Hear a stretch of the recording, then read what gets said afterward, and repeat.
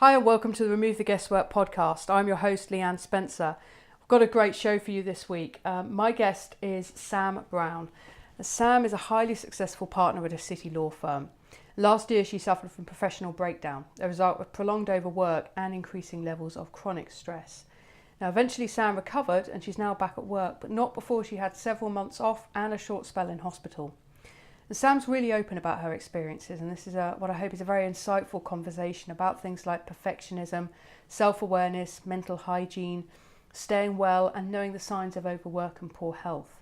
So even if you feel you're some distance away from burnout, I think this will be really worth listening to, if nothing else, so you can recognise when stress becomes chronic stress and figure out how to deal with it. Enjoy the show. Sam, welcome to the show. Thank you. Tell us your story. Gosh, I feel like I've told it so many times now to make sure I'm consistent. You can put a spin on it if you like. So I'm a partner in a city law firm. I had quite a conventional route here, I think. I was going to say fairly standard, but did well throughout school, GCSEs, A-levels. I went to Oxford. I went straight from university into a law conversion course, and I started working here in 2003 as a trainee. I qualified in 2005 and I became a partner 7.5 years later, which at the time was I suppose a reasonably quick trajectory. It's probably quicker than people do now, but I think that's the business model has changed. But I really, I suppose I worked my socks off to get it. I don't think particularly being driven by being a partner, but just because, I was working in the city and I was going to work hard, and that was really all I thought about. Is that because of the messages you heard growing up, or is that what you told yourself, or no, the environment, the schooling environment? I think probably I grew up and then throughout school and university very much hearing the message about, it's not about winning, it's about trying your hardest. But always try your hardest. And so I think professionally, if I wasn't working my hardest, I was worried I wasn't doing it properly. I think underlying it all actually was a great fear that I wasn't actually doing the job properly, or I was going to get found out for not being a very good lawyer, or that I would make some awful mistake, none of which ever happened. But I think, how to put it, I think I probably didn't take my foot off the gas enough, and I probably didn't ask for enough support, more in terms of actually understanding what the parameters were of what sort of hard work was and wasn't. And I suppose 2 or 3 years into my partnership, I had what a lot of people describe. I couldn't sleep. I felt very worried all the time. I was frequently bursting into tears at my desk, behind my computer screen. And then I felt it was all out of control. I felt just completely out of control. And I think 2 things said to me that there was something not right. One was that one of my longest standing clients, who I'm very close to sort of personally, was pitching for a big piece of work, and if they won that pitch, we would be instructed on a big transaction. And all I could think while they were pitching for it was, please don't win it. Please don't win it, because I personally can't cope with this. I can't do this work if you get it. They did get it. That's another story. And simultaneously working on another couple of big things, quite document heavy, and feeling that I simply couldn't understand what was in the documents. And I would sit and look at them for hours, and I'd have turned 5 pages and I had no idea what I'd read. And the field that I'm in, everything is high value, and I was just absolutely terrified I was going to make some catastrophic mistake. And in retrospect, I realised I had a tendency to catastrophizing, and in my head, the mistakes I was going to make were going to, one way and another, bring down the entire city, and I wouldn't be able to escape because you can't get anywhere in the world now where there isn't, some form of social media to track you down. Anyway, the long and short of it was that I, kicking and screaming, was sent to a psychiatrist who signed me off work for, well, in the end, several months, during which, as it happens, my team rallied together and did the massive deal for the client. I then returned to work, absolutely adamant that I was ready, it was my decision, and it didn't go well, and I think I was probably back for about a month, and then I had quite a bad sort of relapse and went to hospital for a couple of weeks. And when I came back again after that, I handled it all very differently, and I've been back consistently since then.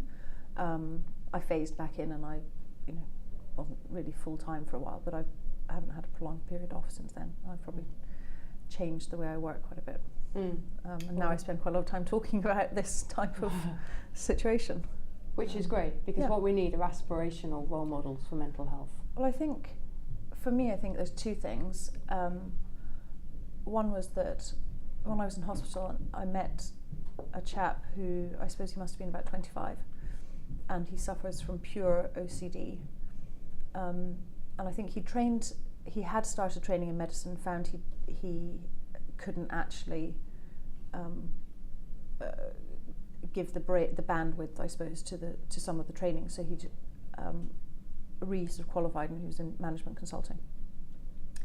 Obviously very, very bright, and when I asked him about pure OCD, because I didn't know anything about it, he described it to me so eloquently, and was talking about some other people who've written about it in the press, and I asked him why he didn't write something, and he said to me that he didn't really want to, because either he would do it anonymously, and he thought that undermined the culture that he would want to try and create, or it would go into the internet, and anyone trying to recruit him in the future would look at it and make a judgment about him, because what people tell you about pure OCD is quite shocking.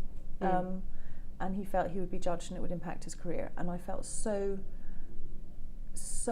sad for him that was what he was dealing with. And frankly, he was so bright, if he'd wanted to be a lawyer, I would have wanted him on my team.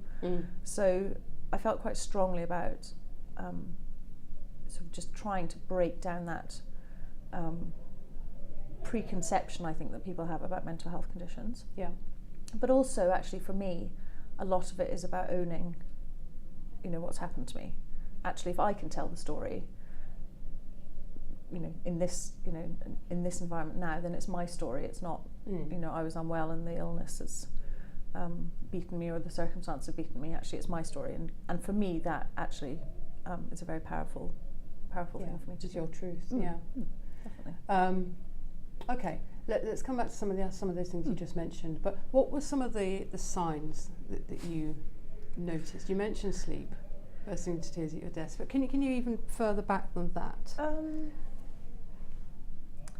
I think if I think back now to not so much school and university, but periods of my career, and think about what is different perhaps about the way I approach or feel about work now compared to how I did when I was more junior, I have distinct recollections of periods of extreme worry where I simply couldn't get something out of my head. I thought I'd done something wrong and I couldn't get it out of my head. And I have quite a visual and sensory memory anyway. So, some of the things I think about, I remember one. In fact, it was this particular bank holiday coming up. It was that weekend. I don't know, 6 years ago. And I had an email from a client on the Sunday, I think, asking me a question. And my instinctive reaction was, oh my God, I've made a mistake. And it's burnt into my memory so much, I could tell you even what I did that afternoon, what I watched on the television that evening, what I ate for supper, where I got the recipe from, and it's all, it's all completely seared into my memory with this overriding feeling of fear and panic. And actually I still live with those kind of memories and worries, but now at least I can sort of put them in the box. But if I chart through periods of my career, I can remember that type of panic and worry so much. And I think I just thought it was what comes with the territory of having this kind of job, which is, in retrospect, so unhealthy. Yeah. But I don't think I knew it was not necessarily a healthy thing to do. So that was probably, if I think back, that's probably the early signs. The early signs the of hypersensitivity and the worry. Dreadful. And is that something you'd had in childhood or growing up, or was this started? Worry, definitely. Right. And actually, in retrospect, probably hypersensitivity as well. Right back when I was sort of 8 or 9, I remember I was going to guide camp.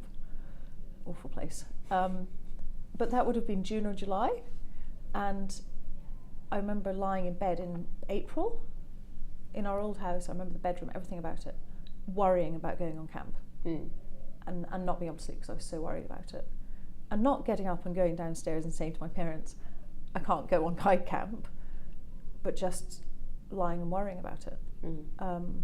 So actually, I think it probably is something that I've always had, but in a career environment, it really fed. Yeah, it's amplified. Really fed that panic. So that was probably the, because I did, obviously I worked long hours and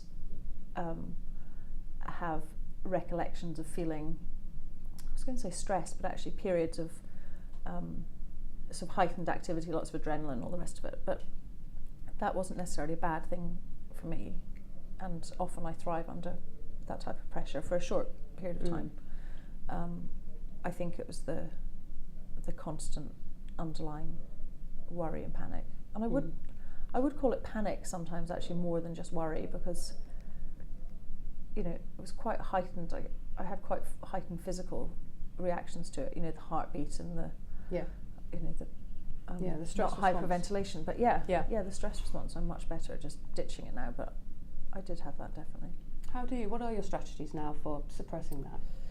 Well, I'm not sure if it's down? I think it's calming. I think there are two things. I think one is that through this process that I've been through, that I'm going through, I've actually started thinking about life, I suppose, differently, and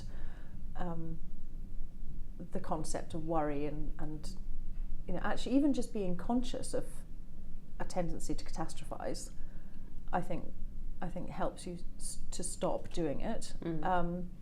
I've also, and still do, have a lot of CBT, and that in itself, just that fundamental discipline of, okay, well, if you feel like this, what actually is the evidence to justify you feeling like this? I'm panicked, I'm going to bring the city down. Okay, have you actually ever been negligent? No. Okay, well, let's put it into perspective. So just that changing my thinking pattern, but also grounding techniques and stepping up and taking a break, and slowing down your breathing, that kind of thing that I think I do now a bit less consciously than I had to at first. I mean, the breath work is a huge one. It can be done anywhere, on your own, anytime, and it's very simply taking a deep breath, holding for a second, even longer exhalation, and it profoundly changes your physiological response to stimulus or stimuli. And that whole area is fascinating to me, because it's a simple way, it's a little biohack, a simple way of changing your response to a situation. Both the way you think about that situation, but the physiological response. Exactly. Heart rate comes back down again, blood pressure dips a little bit, blood starts moving back to the stomach from the muscles, because you're poised for a threat. And the threat is not real. No. Well, it is, in the sense that it's real to you. But it's not. Yes, but you're it's not under attack. No, exactly. And that, for me, that the fight or flight reaction, when, as you say, the breathing goes up, the heart rate goes up, becomes self-fulfilling. And actually, I think you're right. I think the breathing is is a big one. I think for me also, I have a tendency to close my eyes when I'm feeling distressed about something. It's almost I can't see you, so you can't see me. I can't see the thing that's worrying me, so it's not there. But actually, it's interesting. Actually, it's not a very productive thing to do, because then all I'm thinking and hearing and feeling is the flight or the panic. Whereas actually, if you open your eyes and think, oh, I'm actually still in my office with the horrible grey carpet. Yeah, you're back into reality again.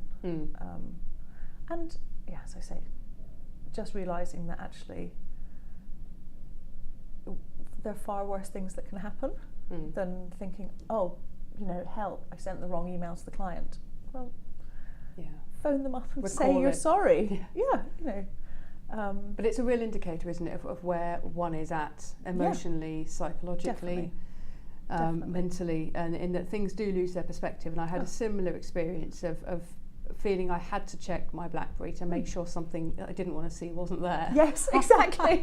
Yes. Which is crazy, right? If you don't want to see it, leave it till Monday. Exactly. And a disproportionate reaction, and constantly being on a low level of anxiety or a low level of alertness as well, is very toxic. And I don't know if you've heard the term allostatic load, but it refers to the wear and tear on the body over time. And is if you are in that kind of sympathetic dominant state, right, there's a threat, I'm alert, my heart rate's up, etc. After a while, that takes its toll. That's the allostatic load on the body, and it builds. Yep. And that's where burnout really leads to. Oh. When the allostatic load increases, and there's only so much wear and tear on anything, including the human body, that one can endure. But I mean, on the subject of burnout or breakdown, but in this context, burnout, what do you think are some of the leading contributors to that? There's some obvious things, of course, like endless hours, but what do you think drives it? Goodness. I don't think hours are the cause per se. I think this is going to be a sweeping generalisation. It's not specifically about me. It's just a lot of what I see in the city, and I don't mean specifically just in law, but professionally, is I think that a lot of what makes us very good at what we do, particularly in professional services firm, is sort of heightened attention to detail, and some form of a sort of problem-solving mentality.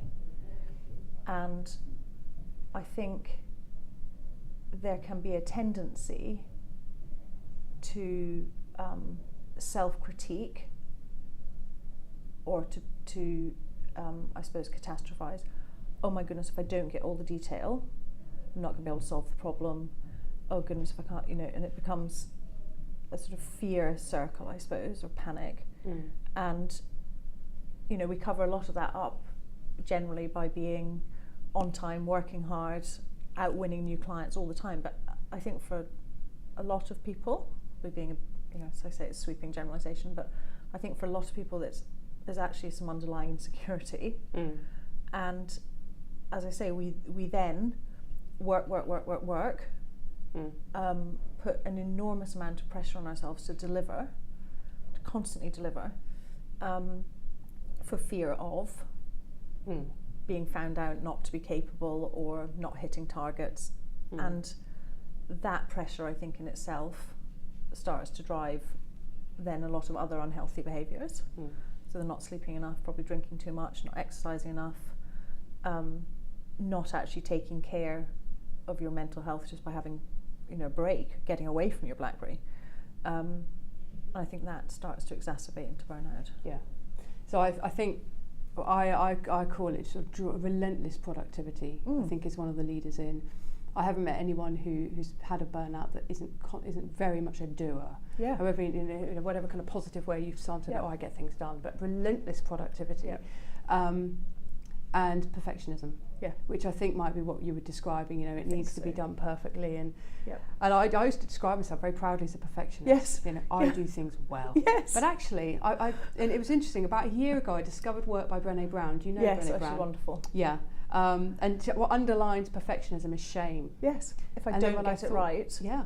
But exactly what you've just articulated, really. You know, what will people say? Will they think I'm a bad lawyer? Will they not? You know, I'll be found out. Yeah. What underlies it is shame. It's that fear of getting caught out. So do it perfectly, and no one can say anything. Exactly. So I stopped calling myself a perfectionist. It's true. I see it, but I see it as well when I do a lot of graduate recruitment interviewing, and a lot of candidates will say that about themselves because I think there is that perception, particularly in law.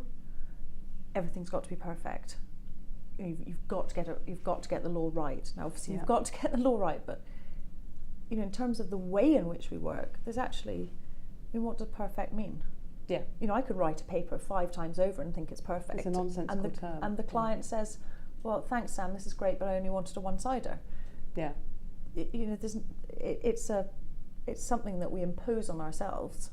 Yeah. To, I suppose, to justify probably the effort that's being put into something.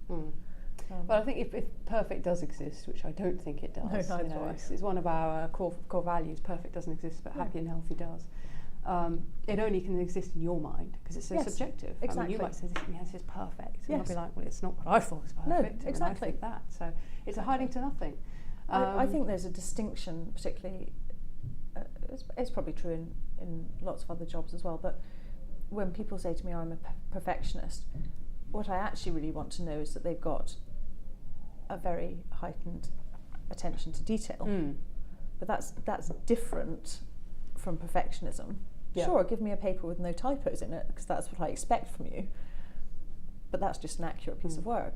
You know, you don't have to overlay it with some great title that, as you say, is totally subjective. It is. So an author and speaker, Elizabeth Gilbert, calls it the death of all good things, or death of creativity, I think was her. Yeah. So I'm paraphrasing, I'm quoted directly, but I think she's absolutely right. I haven't met a happy perfectionist. No. If you meet one, let me know. I don't know how you. Yeah, I don't know how you be creative, which is actually, I find, much more rewarding. If you think you've got to be perfect, because it takes pleasure out of things, I think. Yeah, and prolific beats perfect. Yeah. Perhaps not so much in law.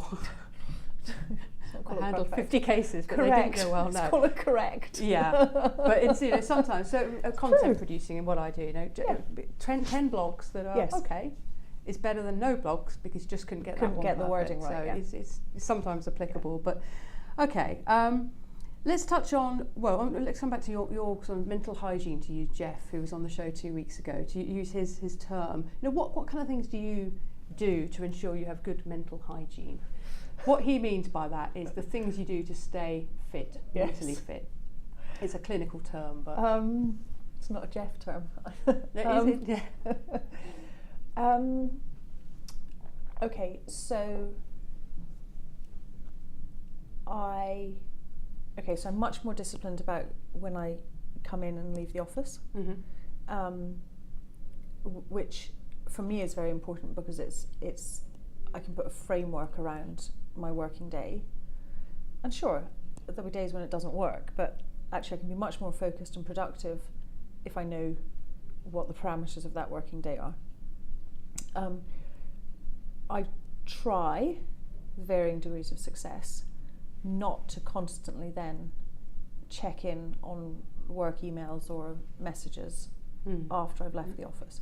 Sure, if I'm working on something and I know something's going to come in or an associate's trying to get hold of me, that's one thing, but actually just constantly scanning I don't actually think is necessary, and I'm also sure that a client is not necessarily going to be impressed if you respond to them at midnight to say you've picked up their email, because they're probably not looking at it. Yeah. I've also tried to be much clearer, I think, with my team about how to contact me. So, if you want me to look at something, that's absolutely fine, but can you give me a call to tell me that it's coming, or drop me a text, because I'm not going to be constantly checking my email. And I think that then breeds, I think, a much more disciplined approach to sort of calling on other people, because actually being CC'd into 500 emails a day that I don't really need to look at is not very helpful. Whereas actually if there's a discipline both for myself and for my team of saying I really need this person, or I really want Sam to look at this, then I can be a lot more focused, and I think I feel much less pressured and sort of scattered than I perhaps would have done previously. So I'm much more disciplined about the way in which I work. I'm also much more disciplined, I think, if I'm taking holiday, to actually try and really take the holiday. Do you check email when you're away? Yeah. But I do try not to do it all the time. And I try to expect less of my colleagues now as well when they're away.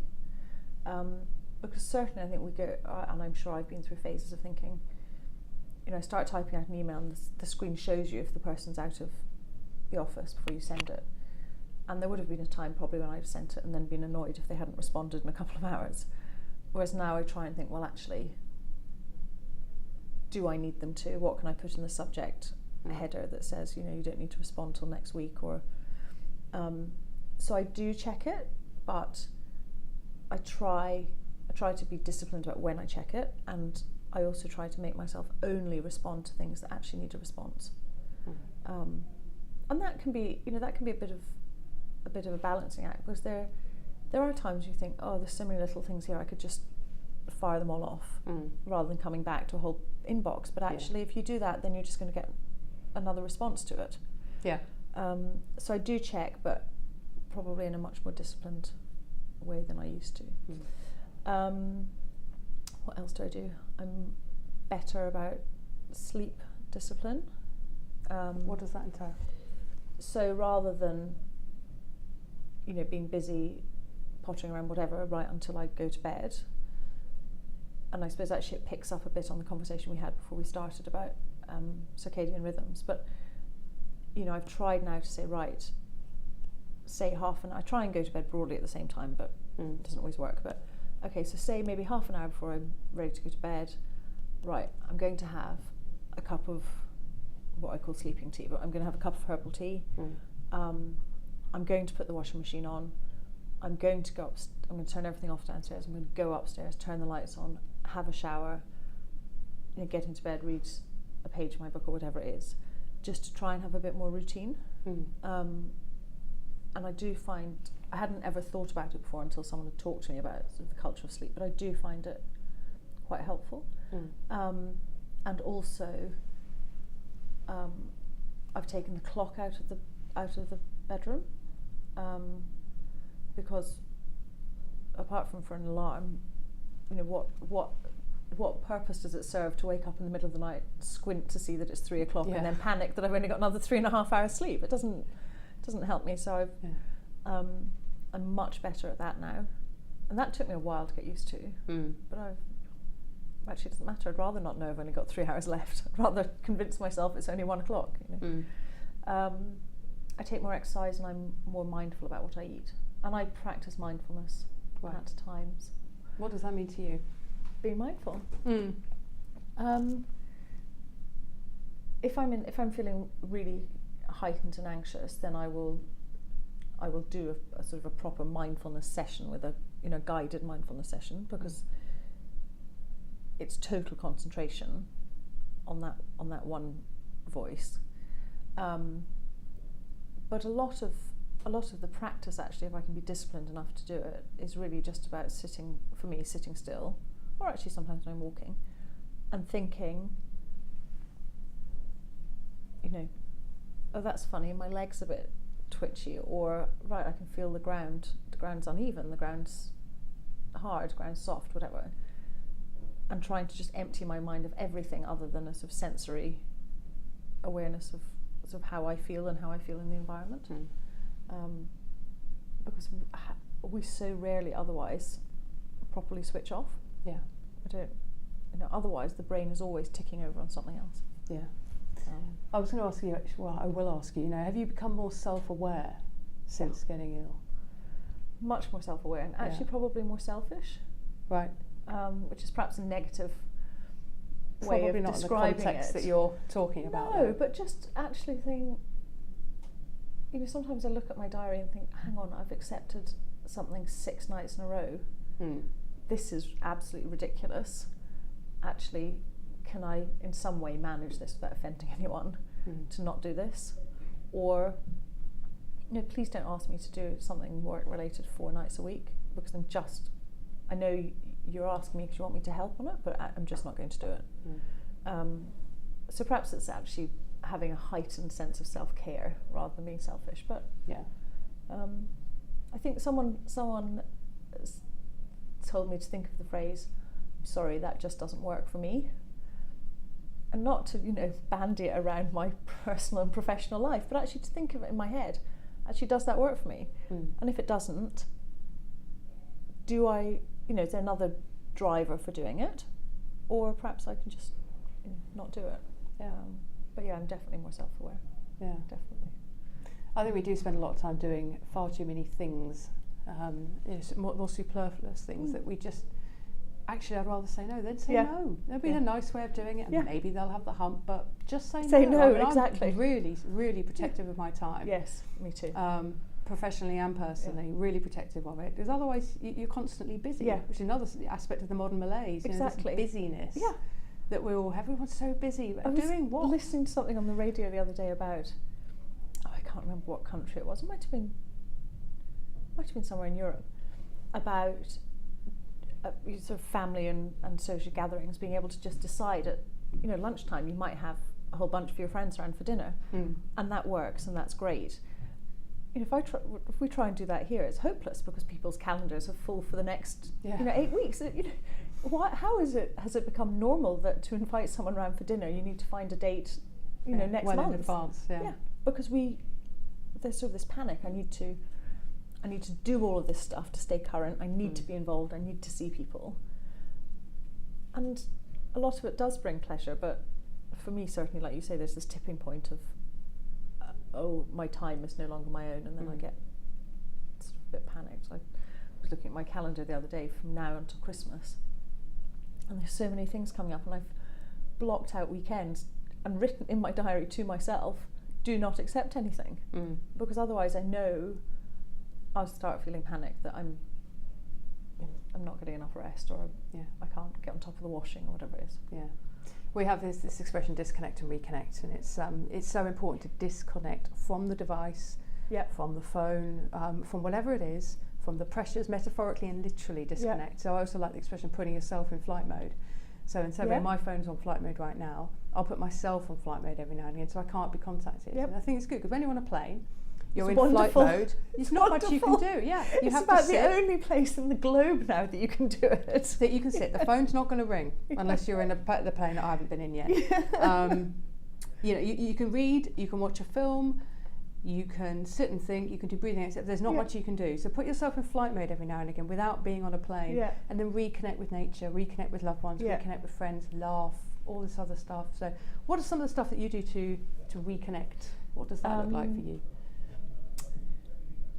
I spend a lot of time in my garden, which I never thought would be necessarily my thing.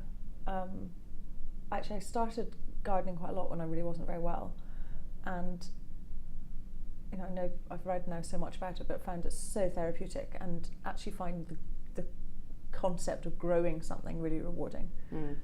So now it's become sort of a bit of a haven. So I spend a lot of time in my garden. And it gives me visual pleasure as well. I like the nurturing of it, but it also gives me visual pleasure. And I do spend quite a bit of time with friends, but in a bit more of a disciplined way than I perhaps would have done. So I'm more thoughtful about,